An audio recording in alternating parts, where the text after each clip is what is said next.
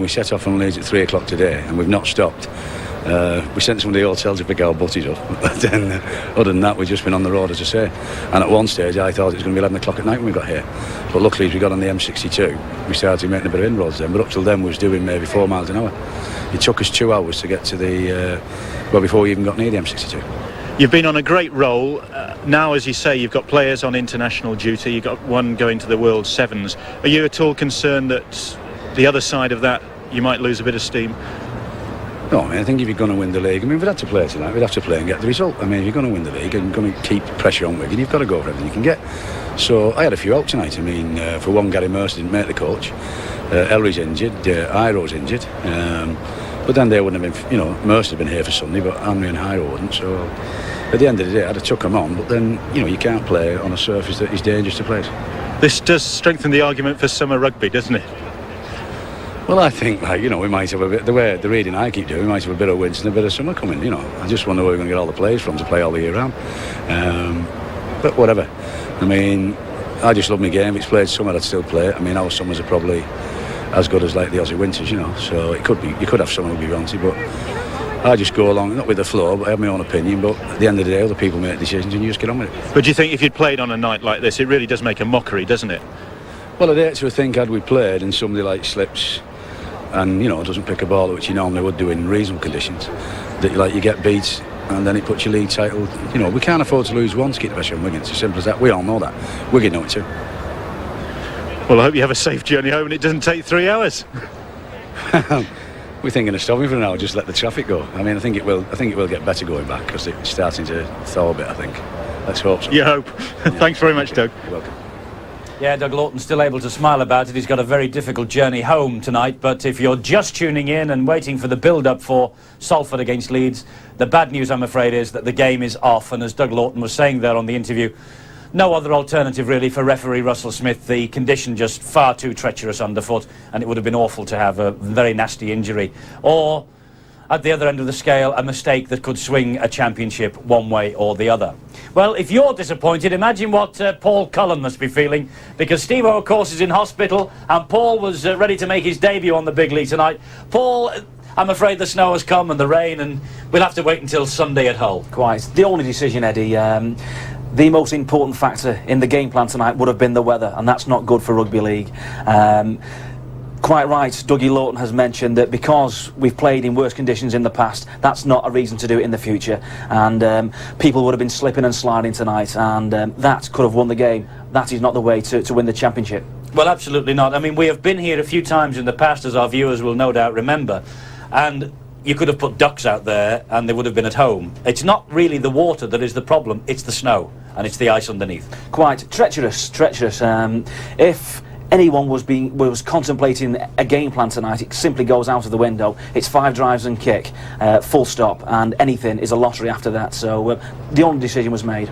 Great shame, of course, that we lose Salford against Leeds here, but I'm sure that Paul tonight will be heading back to his home in Warrington and getting the prayer mat out, because you've got a very important final tomorrow that could be in similar circumstances to this on that pitch at Huddersfield. Certainly the pitch at Huddersfield is superb, and our only concern is for the approach to the Kirklees Stadium, and it's a game that Warrington are extremely well geared up for. We've prepared well for this after our disaster at Headingley last Sunday, so we're looking forward to this match. Hopefully that the weather holds.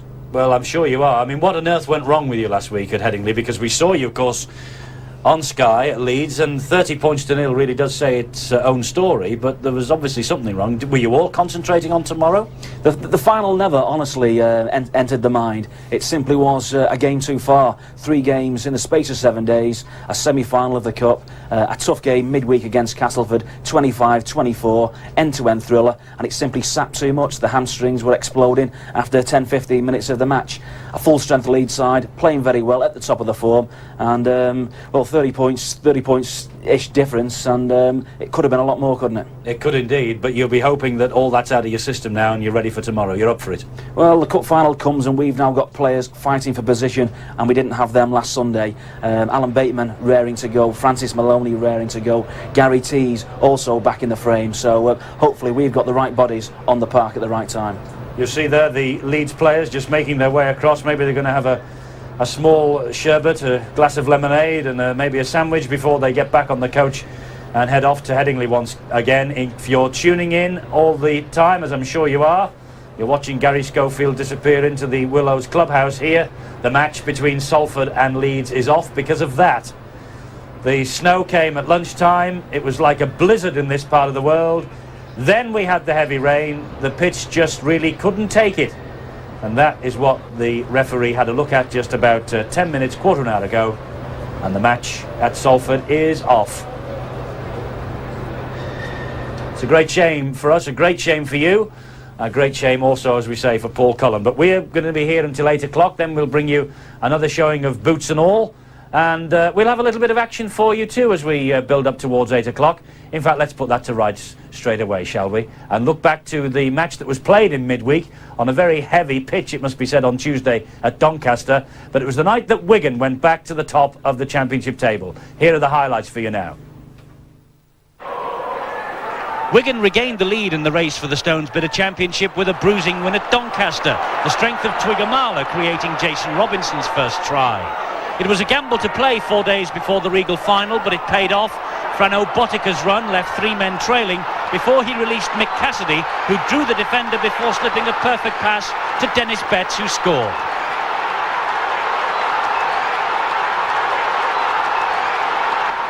Doncaster stuck to their guns though, and when Barry Eaton weaved his way to the line, he was halted only by a desperate lunge from Paul Aitchison. Eaton got his reward though with a penalty try, and Alex Green converted. Next came Robinson's second try, almost a carbon copy of his first, and it owed much again to the Twiggamala strength. Wigan ahead 26 at half-time. A change of jerseys, but no alteration to the script in the second half. A quick restart from Martin Hall, who linked with Barry McDermott. Craig Murdoch found Botica, and stretching Doncaster out wide, Aitchison made up for his first half lunge on Eaton to increase the Wigan lead. Last word though to Doncaster, and Tony Zelli, following up his own kick through, he got the benefit of the doubt that he touched down first. The champions though, back on top.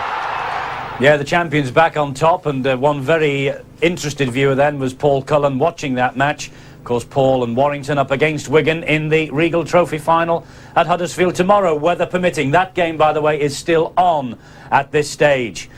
Well, let's hope that the weather relents a bit, and that will be a very, very good match indeed. But this is the conditions that we've got here. Snow followed by heavy rain, the pitch flooded, waterlogged. No chance really, and the man who took the difficult decision of calling the game off after Salford doing so much to try and get the game on is the match referee Russell Smith. He's talking now with Bill. Russell, the ground staff here had really pulled out all the stops. What was it in the end that tipped the balance? Well, I've every sympathy for the ground staff, obviously, but as you can see, we've got a massive amount of surface water out there, and we've got heavy rain at the moment, and we've got thawing snow as well, so with a combination of things, and it does seem quite sensible that the conditions are just going to deteriorate.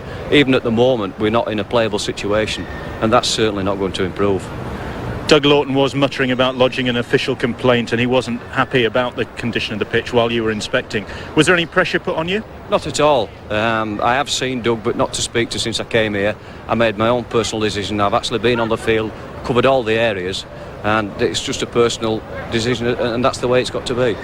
You must feel as though you're fated with Sky matches, don't you? There was that one at Bradford because of fog. You had a close call here last season, again Bradford, and now tonight. That's right, I've had a certain amount of bad luck, but it's more important really for the spectators and the viewers. They're the real disappointed people. Obviously the players and myself would have, if it would have been possible, would have liked to have played tonight, but it's just not realistic, and the conditions could even be termed as dangerous for the players as well.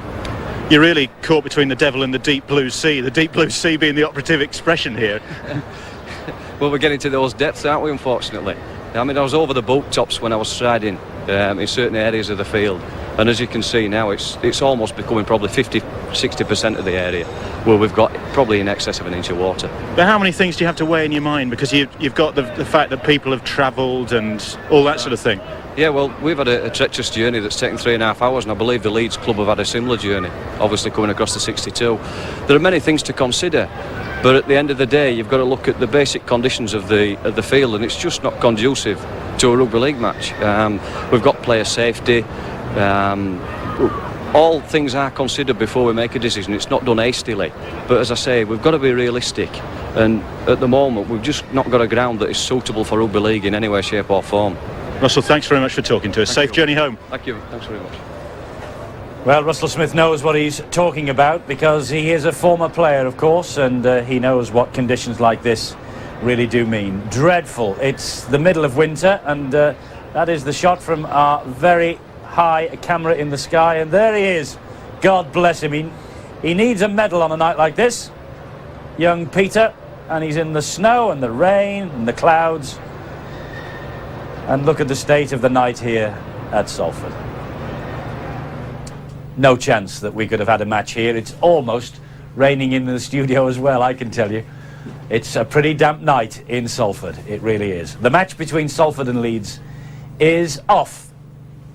Great shame, great pity. And as I say, Paul Cullen is as disappointed as anybody because he was about to make his debut as the new good-looking Steve-O. He's sitting at hospital now watching this, and he's all tucked up nice and warm in bed. In a bit of pain, it must be said, but he's probably in the best possible place, isn't he? Well, apart from the pain, he's in the place to be. This is a horrendous night, and just to reiterate, the only decision was made. There could be no other decision tonight. Player safety has to be at the foremost of everybody's mind, and certainly an ex-player like the referee, and he has made the right decision tonight. We just do not want the championship going on a spill ball or a missed tackle because of the conditions. If Leeds are to challenge Wigan all the way, hopefully they will do it on a fair wicket. Well, as this evening progresses up to 8 o'clock, and then we'll bring you boots and all from last Tuesday, so fans of Steve-O will be able to see the man himself. We will be looking at Leeds against Wigan. We'll have some highlights of that epic match for you just before Christmas, and we'll also take a look at the week in the big league and discussing some of the prominent issues that have thrown themselves up over the past 7 days. But unfortunately, no live rugby league on the big league tonight. Salford against Leeds, match called off. Every picture tells a story. You can see the reason why. But don't go away. We'll be back at the Willows shortly. You're watching Sky Sports.